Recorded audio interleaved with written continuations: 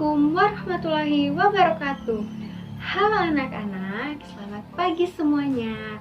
Tetap semangat belajar dari rumah bersama kakak. Sebelumnya, kakak akan memperkenalkan diri terlebih dahulu. Perkenalkan, nama kakak Andari Indah Lestari, NPM 5019153. Kakak berasal dari Prodi PGSD. Baiklah, sebelum kita memulai pelajaran, ada baiknya kita berdoa terlebih dahulu. Berdoa, mulai. Selesai.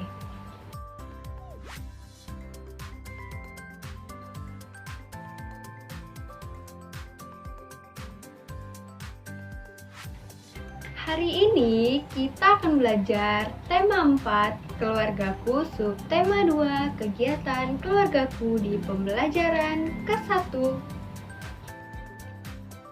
Anak-anak dapat berkumpul bersama keluarga merupakan anugerah dari Tuhan dan kita harus mensyukurinya. Seperti yang dilakukan Mira pagi ini. Mira makan pagi bersama keluarga. Mira menyiapkan makanan. Mira membantu ibu menyiapkan makanan. Mira sangat senang. Mira dan keluarga bersyukur kepada Tuhan. Anak-anak tahu bahwa makan juga ada aturannya loh. Kira-kira apa ya? Nah, ini dia. Yang pertama, duduk dengan tertib. Yang kedua, membaca doa sebelum dan sesudah makan. Yang ketiga, makan secukupnya. Yang keempat, makan menggunakan tangan kanan. Dan yang kelima, merapikan kembali alat-alat makan. Membantu orang tua merupakan contoh perbuatan baik. Kalian pasti senang melakukannya seperti Mira yang senang sekali membantu ibunya. Anak-anak, selalu katakan tolong saat kita meminta pertolongan dan selalu ucapkan terima kasih setelah meminta pertolongan. Setelah membantu ibu, Mira berangkat ke sekolah. Mira berpamitan kepada ibu dan ayah. Mira mencium tangan ibu dan ayah. Setiap anggota keluarga memiliki kegiatan yang berbeda-beda. Ada yang sedang bekerja, membaca buku, berolahraga, bermain, memasak, membantu ibu, dan berekreasi. Seperti yang dilakukan Mira bersama keluarganya. Mereka pergi ke rumah bibi di desa. Mira melihat pemandangan yang sangat indah. Sawah dan kebun yang luas, serta air sungai yang bersih dan jernih. Anak-anak, di pedesaan ini kita mudah sekali menjumpai binatang peliharaan seperti sapi, kerbau, kambing, dan ayam. Mira senang sekali melihat gerakan ayam. Anak-anak di sini pasti sering kan melihat gerakan ayam? Anak-anak, sampai di sini dulu ya materi kita pada hari ini. Kakak berharap kalian semua dapat memahaminya ya. Tetap semangat belajar dari rumah. Sampai bertemu di pertemuan berikutnya. Kakak akhiri, wassalamualaikum warahmatullahi wabarakatuh.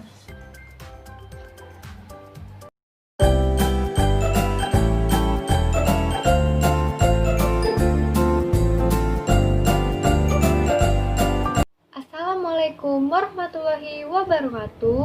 Oke, baiklah. Di sini saya akan melanjutkan membahas kasus 1 di mana di sini dijelaskan seorang guru yang sedih dan kesal karena siswa tidak memperhatikan apa yang ia sampaikan dan membosankan.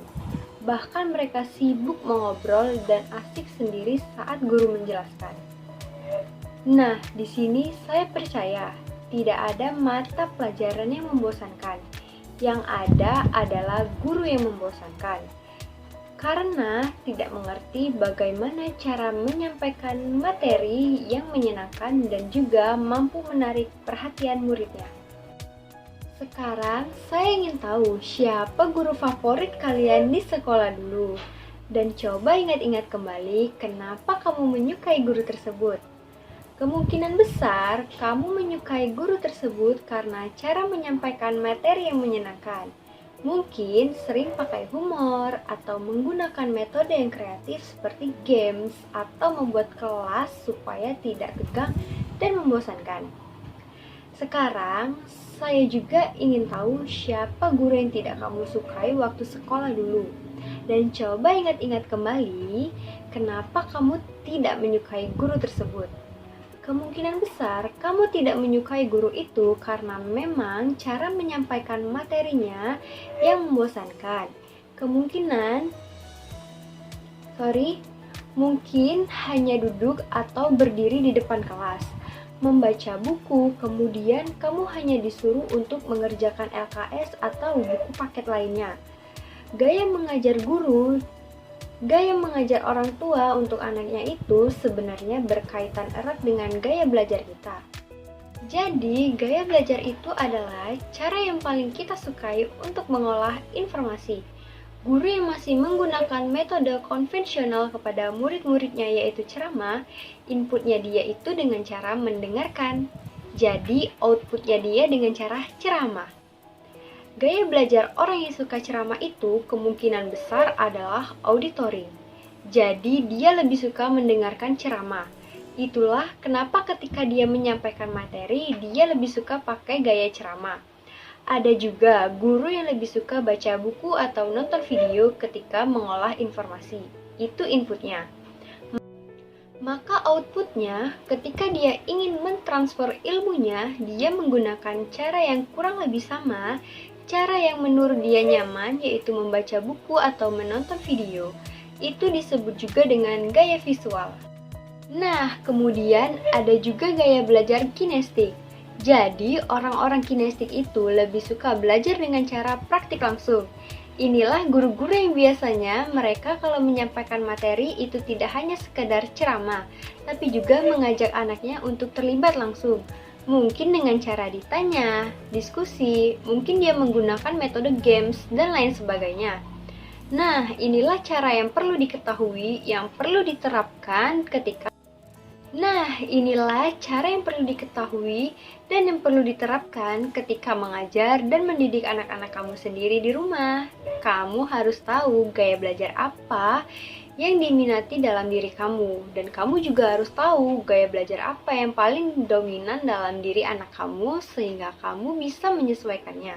Jangan sampai anak-anak menjadi bosan dalam menerima materi yang disampaikan. Itulah dia sekilas penjelasan dari saya. Lebih dan kurangnya saya mohon maaf. Saya akhiri. Wassalamualaikum warahmatullahi wabarakatuh.